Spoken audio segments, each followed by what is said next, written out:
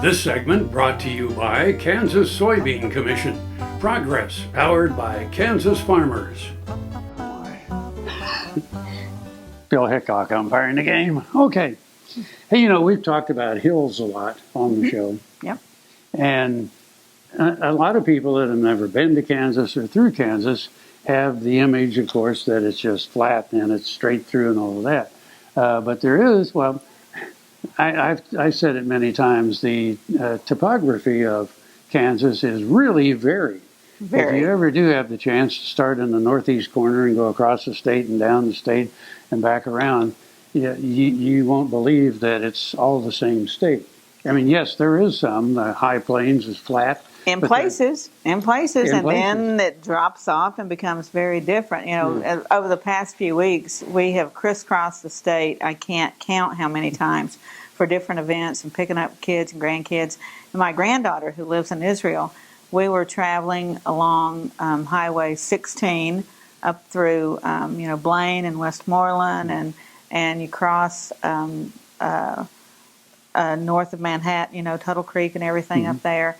And it's just like this. Greg Fox wrote this song, Counting Hills, because when he was a kid and they'd drive up there to visit family, his mom said, count the hills. And people laugh. Well, it's like this. It is just like a ribbon there. And my granddaughter's like, where's the flat Kansas? I know. It's like, wow. Yeah. Well, we're going to talk about a place that's called the Chautauqua Hills.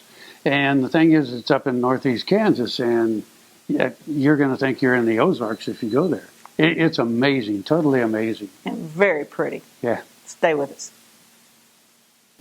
The Kansas Geological Survey characterizes the Chautauqua Hills as a sandstone-capped rolling upland that extends into the Osage Cuestas from the southern Kansas border. About 10 miles wide, these hills extend as far north as Yates Center in Woodson County. Small patches of similar terrain can be found as far north as Leavenworth County.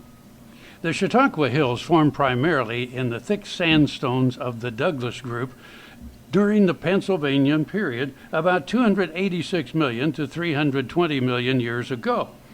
Rivers and streams flowed into the sea in this area.